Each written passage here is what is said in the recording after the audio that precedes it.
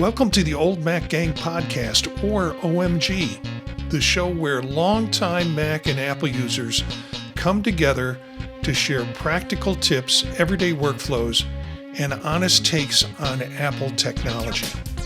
I'm Marty Jensius. Tonight we're taking a trip down memory lane for those of us who still have memories. Before the iPhone existed, before the Apple Store, before One More Thing became a legend, there was just you and Mac and a whole lot of curiosity that people had about it. This episode is all about nostalgia, the devices that we started with, or each of us started with, and the moments that changed everything for us. So give a good listen, give a good watch if you're watching us on YouTube. Remember, the show is available. We broadcast every Wednesday night, most every Wednesday night at 9 p.m.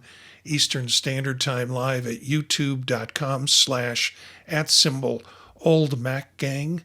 And you can catch previous shows and episodes if you want to watch them on YouTube. Or if you couldn't catch this one live, it's there on YouTube. It's also going to be out on all pod-catching services. So let's take a look and find out who's on tonight's panel.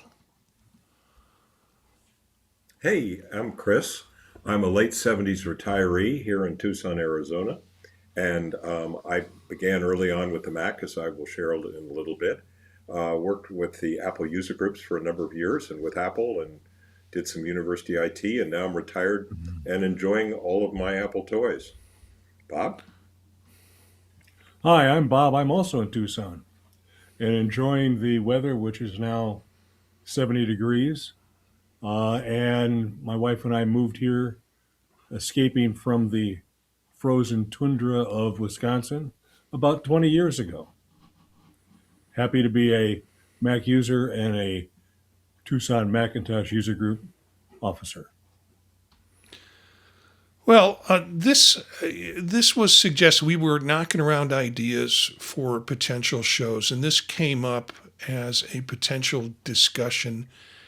And it was on another show, I think it was on British Tech Network, where this was a summer show on British Tech Network. And somebody came up with the question that took the show up, was like, what was the first Mac you used? And it just knocked it out of the park in terms of people's discussions around it. I have some websites. Some of these are older websites, but they're the best websites that I could use to capture a little bit about some of the history with Mac. Now, this is Mac Turns 40, and it was from 2024, a timeline of Apple's revolutionary computer design. So if you're an old Mac user, or even if you aren't, there's some really cool pictures here and types of Mac computers that you might have run across. I actually had to come to this one to find the first Mac that I had used. And then there's another one here from Apple Scoop, and it's the history and future of Mac computers, 1984 to 2024. And again, it does similar things. It gives some great history and information. And then all Mac OS versions in order from 2001 to 2026. And so you get the listing, and then you get more information about what the different versions were: Cheetah, Tiger, Leopard. I think my first operating system was Tiger, if I'm looking at the timeline correctly. It might have been Cheetah in terms of it. Then 5 common mistakes that new iPhone users always make is another kind of article that goes through a little bit of the history and common problems. And then some material on iCloud, too confusing for customers, because that's one of the areas where people have a difficult time addressing issues in terms of the work. So we're going to talk about a lot of this tonight. I do want to bring up a couple of things that have happened today and take a little time since we have a smaller panel and we have, 3 questions that we're each going to answer. One of the things that I think subconsciously for me made this topic hit home was, and for users, you should seriously take a look at this David Pogue's book that was released a couple of days ago. It's a good 500 plus pages. Don't let that scare you, because they're broken into like 8-page chapters, or topics, I should say. It's sort of like, 8 pages on the time they worked in the garage. And then there's about 8 pages on the Vision Pro headset, which is what I read. What makes this kind of cool is, yeah, you can read it sequentially from one end to the other, or it's kind of like an encyclopedia. If you know some parts of the history, you can just jump right to that section and get the story. It's also really well illustrated. This is the hardcover version. I also have the Kindle version. So this will be downstairs on my coffee table in the living room. And I'll carry the Kindle version of it, and it has all the illustrations in the Kindle version, and it's quite a big price discount to the Kindle version. So I think the hardcover is $50 or around that, and they've decreased the cost. I'm actually getting a refund on it from Amazon because the price went down from the time that I purchased it, and then I think the Kindle version is about $20. Have either of you looked at this? I know you've probably heard about it in there, but any comments about? Yeah, it was 20 on Kindle when I looked at it the other day. I haven't gotten it yet, but I plan to do that real soon. I And don't know if there Bob, was a price decrease on Kindle. I didn't look. I Did didn't you, I Bob? didn't see it either. Bob, what about I you? haven't purchased it yet either. If I do, it'll probably be the Kindle version.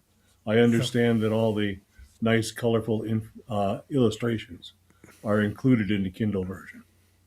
yeah, yeah. It's complete. That was the first thing that I was concerned about because I got the hardcover version and it arrived at my door, and then I got a notice the day before that the Kindle version was available for me, and I didn't touch it.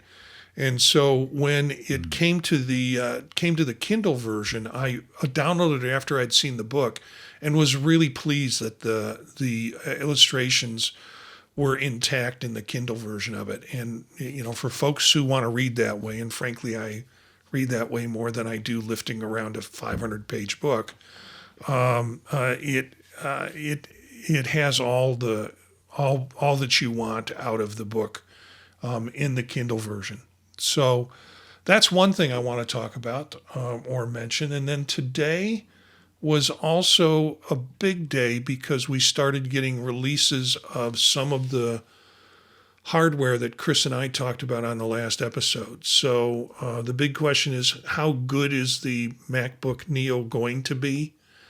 And I made a comment earlier this week that there's so many pundits talking about how terrible it's going to be and how it's not going to work. And you need this to do this and you need this to do that. And it's going to be doomed failure. And none of them had touched the device. So it was all kind of persecution before the fact.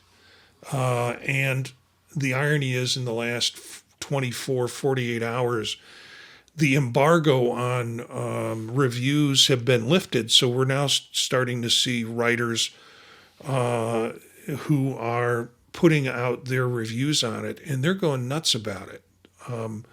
I have 2 of the devices and had a challenge from somebody on another podcast to say, I want you to download 4K, 5 minutes of 4K video, and I want you to convert it on the MacBook Neo and convert it in down to 1080p.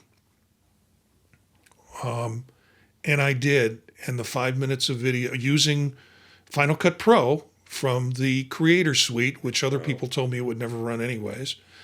And it converted it in about a minute and 25 seconds. So this is exactly for, for the small form video stuff that kids are going to do or college students are going to do for assignments. This is exactly the processing power that they need. They don't need it in 3 seconds or under 3 seconds. They're going to press the button and in a minute and 25 seconds later have the video that they want. So yeah. And I don't know, other devices were released today. The MacBook Pros came out today. When I was in the store this morning at 10 o'clock, there were people picking up iPads and new iPads.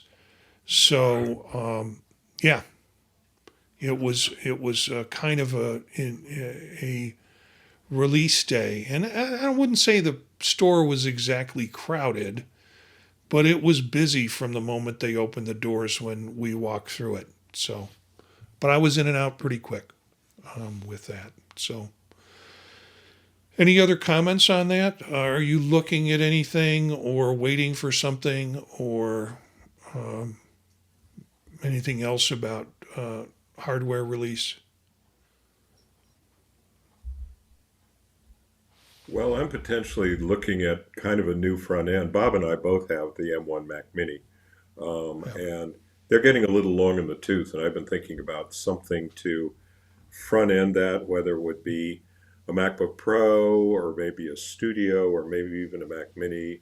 I'm not quite sure what, but I'm sort of kicking it around. I think I'm going to wait though and see what else is coming down. I did, there is a rumor that there might even be some new iMacs for a change, and I Yeah. know a lot of folks are waiting for those. So I don't know. I mean, I think it'll depend on, what the new Studio looks like, or you know, I think I'll go for something a little bit bigger than more than the Mac Mini M5, but I don't know. Yeah. I'm just gonna. How about you, Bob? I am always looking, but I'm trying not to buy. Yeah, I think if both of you are in M1 Mac Minis right now, there is a really strong rumor that probably around WWDC in June or whenever it is, they'll be coming up with a Mac Mini M5. So it's probably better to hold on to your cash now and wait for that next potential upgrade. There is nothing, instead of changing form factor and going to a laptop to run all this stuff, if you're using Mac Mini, you'll probably see a Mac Mini and a Studio upgrade when it comes around WWDC. So it might be wise to hold on to that. I know I'm not in the market for another Mac Mini. I'm just got a Studio at the last refresh, so I have an M3 or an M4 running in there. I think it's an M4 because they're talking about an M5. And I'm not sure I need to upgrade my Studio. I don't see a reason to. So I think I've purchased my purchases for this year. Until we get into glasses and maybe some other stuff later in the year. Looking at the list. So that's a little bit about what's happening. This David Poe book is excellent.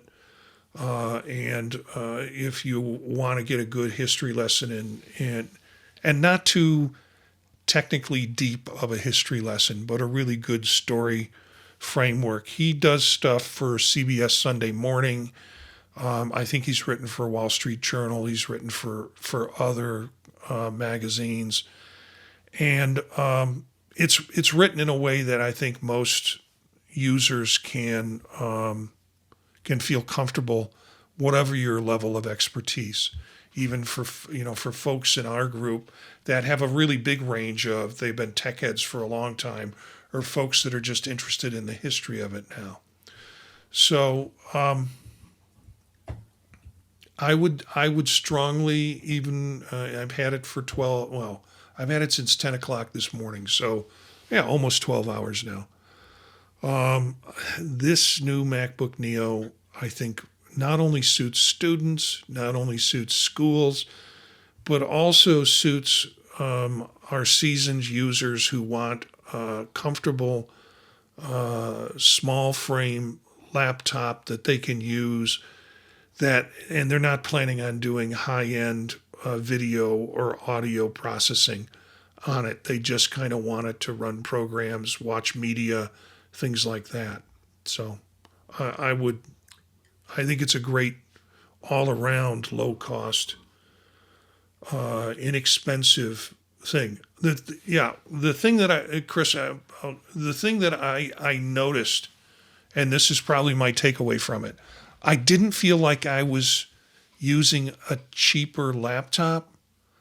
I felt like I was using a MacBook.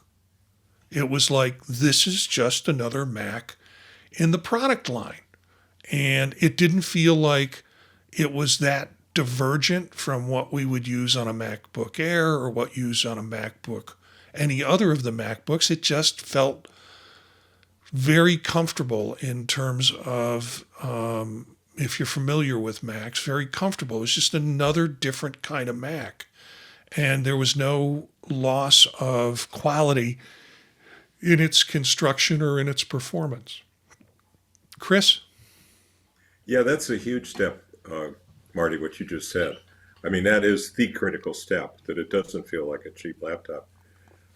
What I was going to say is I do several languages on Duolingo, and one of my feeds went multilingual for some reason. I don't know why, but I was getting stuff in Russian and stuff from South America and Asia. There's a tremendous amount of buzz about the Neo outside the US, and I think it will be a huge seller internationally because, needless to say, the lower price point makes an even bigger difference for folks living abroad who may not have the income scales we do here to meet the price points and so on. Of course, I don't know what the prices are. I think they're pretty much the same internationally or correspondingly. So I think it's going to be a very, obviously very successful box for Apple. And the multicolors, much like the lifesavers we talked about last week with the iMacs when they went into the colors. And, you know, who knew that people would want to use a purple or an orange iMac, right? You know, back in the day. So yeah, this is a little bit leader. too much color for me. I'll be honest with you. I have the Indigo one. The Indigo is really kind of like Welch's grape juice. And that's cool if that was just it, if it was the aluminum that way. But they've taken the keyboards and they've tinted the keyboards towards the colors of whatever color device that you have. So that the keys really look like they were stained with grape juice. I mean, they're darker than what I would. It's not a slight little tint. It is really color version of the keys. So a little too much color for me, and I'm colorblind. So it still is a little too much for me. But that might be it. Hey, we've got Gary in the chat room. And he wanted to know, yeah, we did talk about the Neo. So Gary, you'll have to catch it on the playback. Let's go ahead and get to the questions that we have for tonight. What was the first Apple device that you owned? And this goes to Bob. My first Mac, which is also my first computer, was a Mac Classic with a StyleWriter 1. I had just been downsized from my job and needed to prepare resumes and cover letters. When I saw the output of the StyleWriter 1, I saw how much more impact it had over a mono-spaced typewriter and decided to get it for my job search. I have been with the Mac ever since. Yeah. Sorry, go ahead. Go ahead, Chris. So in 1984, I got my kids, this was in January, right? The month before the Mac came out. I got my kids an Apple IIe. we just been visiting some friends in Jacksonville, Florida, and they had one, and all the kids were playing with it the whole time we were there. So you know how the story ends. But then on February 24th, lo and behold, another computer came along. So I was going back and forth because I thought, God, am I really going to buy another computer? But then in November, Apple did a take home event where you could check out a Mac and take it home over the weekend and play with it. And somewhere on that Friday night, about 11 p.m., in our dining room in Dallas, I double clicked an icon and music started playing. And it was Beethoven's Für Elise, uh, which is a little bit like, well, anyway, if you know classical music. And something in my head just went click, and I thought, this box is going to change my life. The following Monday, I took the Mac back to the store, but I gave them my credit card instead. And the rest is history, and here we are 42 years later. Yeah, my introduction was later than both of you guys. Mine was somewhere around 2006, maybe 2000, and so I've been into Macs for 20 years, and prior to that, I was into PCs all the way back to like 84, 85. I was strictly PC and then switched to Mac. And what got me there was I started doing podcasts, and I always kind of had this vision that I wanted to do something that could be used more educational. So, in particular, is there a way that I could put my PowerPoint or content into a podcast? And Apple had developed these, what they called enhanced podcasts.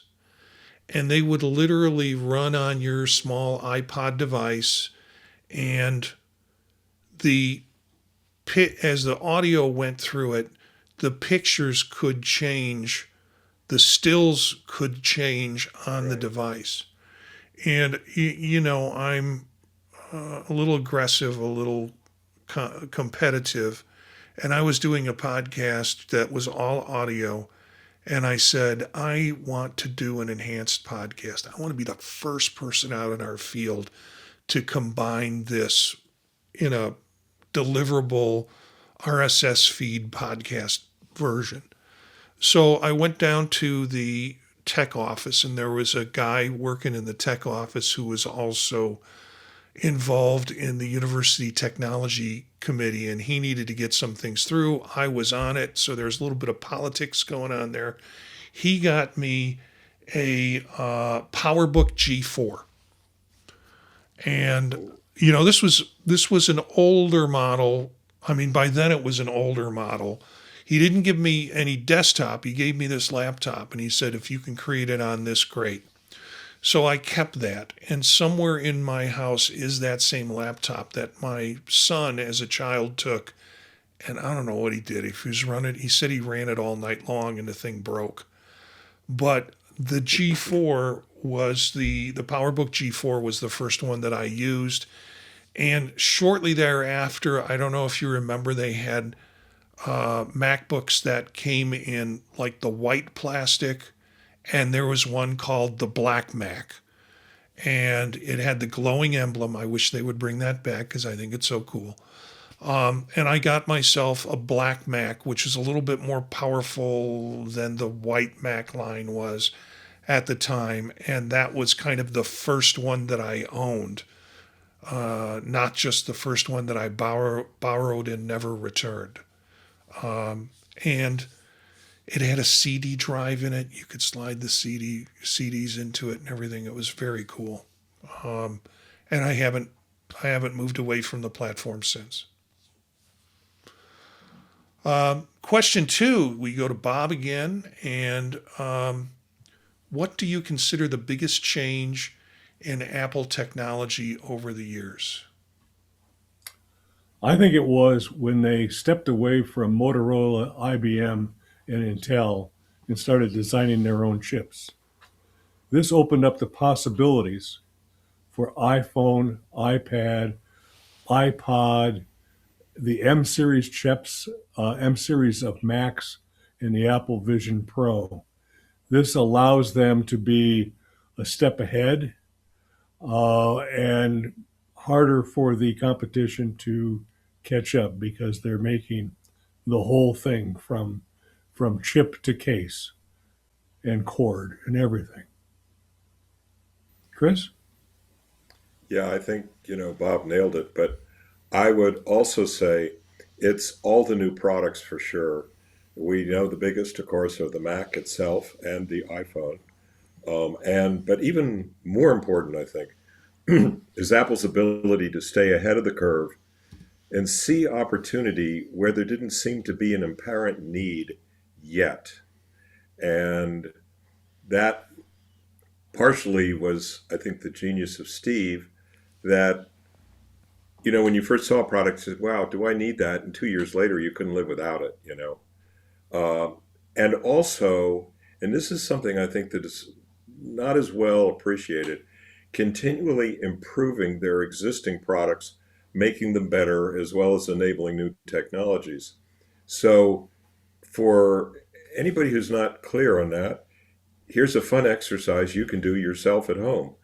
Ask ChatGPT or Gemini or your favorite AI product, make me a list of all the things my current iPhone, insert your model, can do that my original iPhone or Android could not.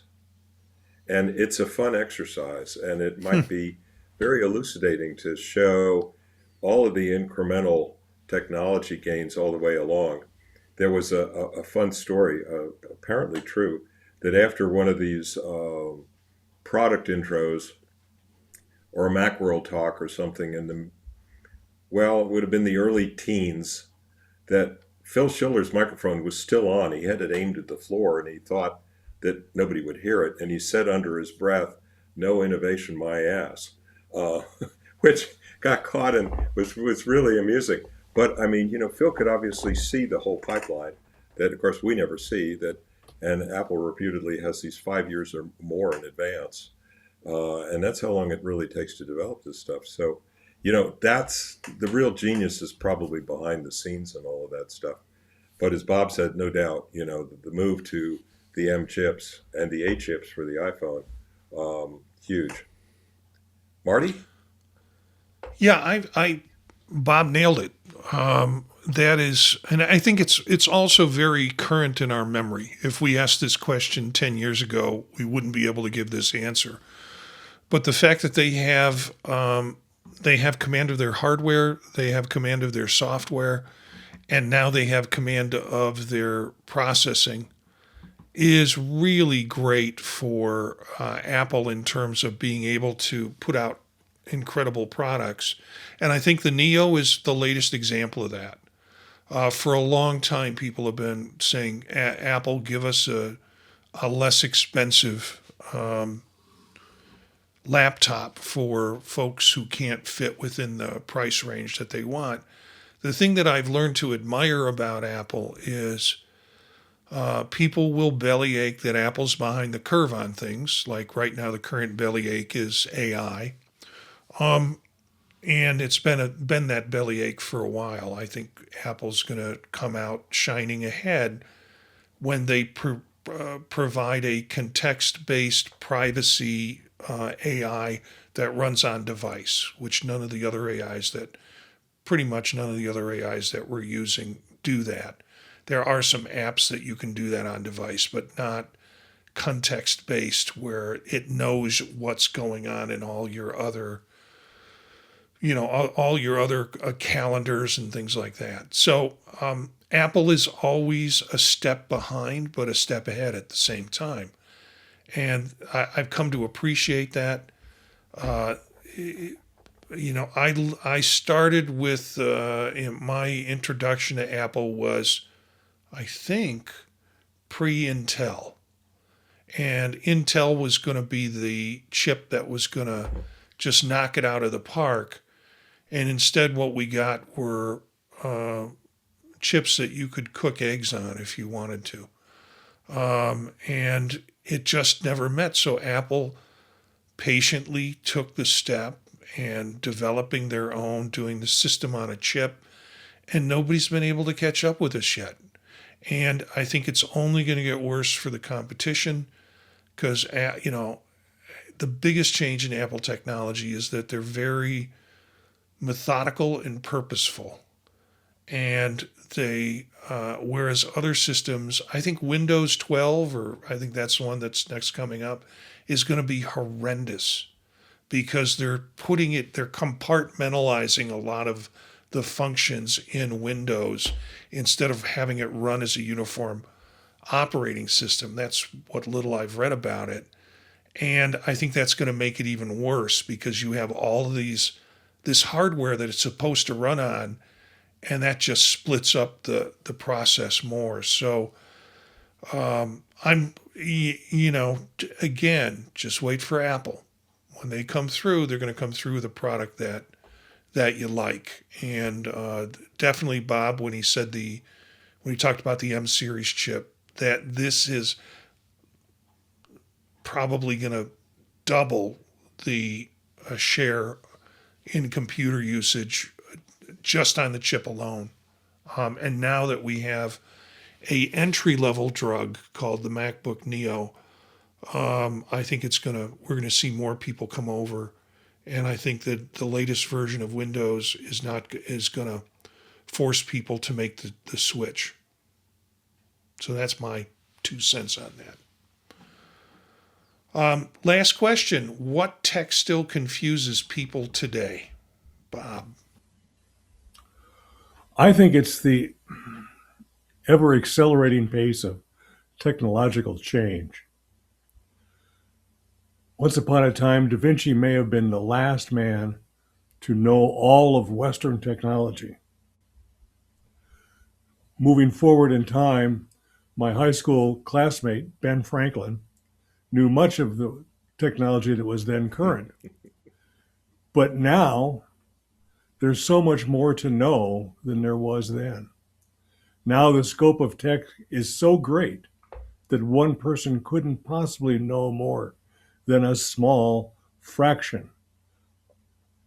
It's a good thing that we have AI and our AI overlords to help us remember it all today.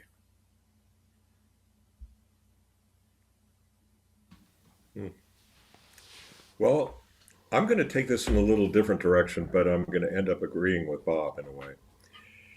And I'm going to say it's not, I came from 30 years in tech support, so that's my perspective. And I'm going to say it's not the technologies, it's us, the end users, failing to understand how the technologies can be applied to improve our lives. Now, why? Okay, big statement, but why? Well, because that voice between the engineers, the ones who create it all, and us as end users has done a lousy job explaining how it all works. And we're finally getting better at this in recent years. And now AI can help explain the technologies too, just as long as we stay hungry and curious, like Steve said.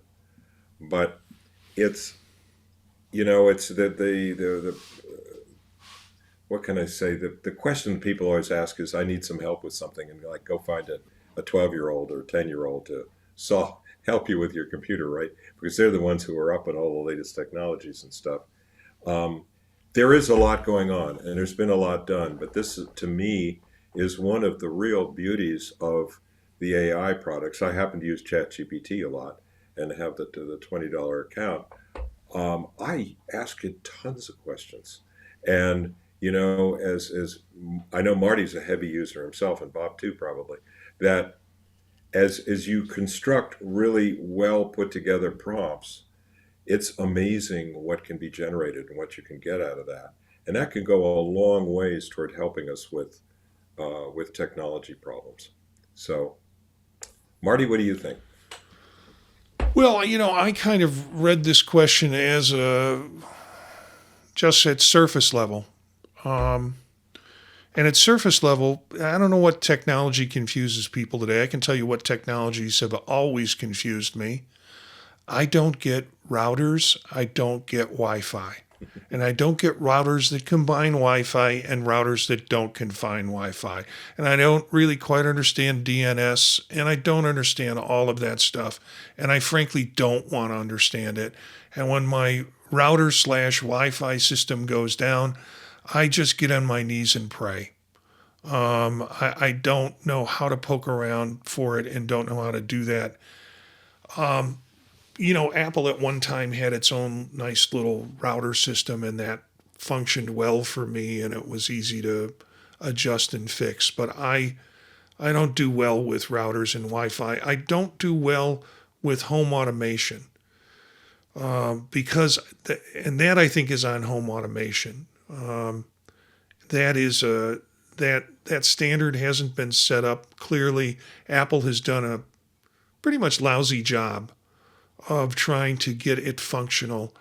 And so those are the two things that really confuse me. I don't have a lot of need for automation in my household, particularly since I live with a spouse who is non-automated focused. And, pull the chain, the light comes on, pull the chain, the light goes off. And so I haven't found a need to get into it. My office is automated to a degree, but not to the extent that it could be. So those are the two things that I find confuses people or confuses me. It doesn't confuse everybody. I got into a little bit of a discussion. Well, not even a discussion. I had posted my success with the MacBook Neo and with the video editing to a Slack that I'm involved in with another podcaster that has their Slack. And one of the respondents, in all good intention, responded back to me and said, "Yeah, but do you think people are going to use that for video editing?" And I said, "Yeah, I think they are. For the market that's interested in it, it's going to be school kids and it'll be great because it brings all the other aspects of Apple security and kind of a solid operating system and hardware to the panel." And the response back was, and I didn't respond to it, was, "Yeah, but what are you going to do when somebody has 20 Chrome windows open? Tell me how fast it's going to run then." And I decided not to get into that argument, so I'm doing it here. I think anybody who has 20 Chrome browser windows open, the problem is not in the hardware. The problem's in the user. And because there's no reason why you need 20 Chrome browser windows open on a portable laptop that you're going to use it, which then kind of, and the person even kind of insinuated that's what, I work with, he works with college students or he works with students, and I don't think they know how to use computers in an efficient and effective way. So what's confusing them about it, and I see it sometimes in my classrooms, is their own lack of understanding of how a computer works and things you can and can't do with it and ways to get the most out of it. No, I don't think they're taught that in their educational system. They're just using computers, but they're not taught on how to kind of maintain their workflow with computers or do their computers. So I went on a little bit of a rant there, but that's what's fresh with me now. The things that people are still confused by, I can only say I'm confused by. And then sort of an awareness that the more we can teach people how to use computers in a methodical and productive way, and I think it starts in the schools, they're going to get better use out of their systems, whatever they are. So I don't know if you got any thoughts on any of that. Well, I think the exciting thing is going to see these Neos getting into younger hands. Steve's biological parents were from Syria, Right. and he kind of looks a little bit Syrian sometimes in some of the old pictures. He had an insane curiosity and started out with Woz hacking telephones. You can read it in the history. uh, and they had quite a lot of fun with it. And one of the big accomplishments apparently was to chain a series of long distance phone calls that went all the way around the world and rang the phone on the next desk, and which they managed to do at some point pretty early on. And then Alan Kay talks about how they had a game that they devised, and they would get online at the equivalent of 11 p.m. Pacific time every night and play this game most of the night. And they had people in all the time zones, and they were, doing this stuff. And it's if you haven't heard Steve's Stanford commencement address from 2005, it's really worth a listen. I was lucky enough to be in the audience then, and although I watched most of it on the Diamond Vision, but he had his signature Birkenstocks on underneath his robes and refused to wear a hat. Yeah. So, but there's some, getting this into the younger hands, it's really not for us as seniors, although it certainly could be. I mean, let's face it, maybe that, that iPad that you're using instead of a laptop, well, maybe you'd really like to have an inexpensive laptop and give it a try. Now you've got a chance, and see if, really running the Mac OS is going to be better for you. So I think there's a lot of excitement for this product and for innovation too. It's, Bob, do you have any final comments? I saw a MacBook Neo review today or maybe yesterday by a guy who had the Neo in front of him. He opened 20 browser windows and had FileMaker Pro running, and then in the next browser window he opened videos, and there was very, very, very little delay. So whatever they're doing with that A18, it sure seems to be working. Yeah, and I think we don't know much about the architecture or any software adjustments that they've made to maximize the use of that chip. People just kind of read the chip and say, ran my phone, how can I expect it to run a whole operating system? Or, aha, got them. They said they could never run, they could never put a Mac OS operating system on an iPad. Well, the fact that they're doing it with a phone chip just proves that they could if they wanted to. Whatever it is. I'm going to give Gary, if this works well, Gary the last word. And this comes from Gary. AI for those of us hungry and curious. As Chris is saying, AI is more powerful than any of us expected. It will change the world. So Gary's got the last word on that for tonight. Thanks, Chris. Thanks, Bob. Peter is traveling and wasn't going to make it tonight. Charlie was also traveling or spending some time with a person who had come into town and wasn't sure he was going to make it. So I'm glad Chris and Bob were here. I think we had a nice trip down memory lane. And whether this is your first device was an Apple II, a Macintosh SE, or something that came a little later, like it did in my life, that first spark of curiosity is probably what keeps you here, still talking about this stuff decades later. So thanks to the Old Mac Gang. Reminder that you can catch us on YouTube at our YouTube channel.com/@OldMacGang. Also, look on the website, thepodtalk.net. That is our website where I've got other shows that I'm doing. I'm doing something on AI productivity. I'm doing something on on recipes, 15-minute bites. That's kind of fun. I've got to get you two guys on 15-minute bites. I know Bob has sent me a recipe, so we got to line up a time to do that. And other great shows. Vision Profiles, of course, on Monday nights at 9 p.m. for the Vision headset. Our email is thepodtalknetwork@gmail.com. Thanks for joining us. Thanks for being part of the Old Mac Gang, and we'll see you next time.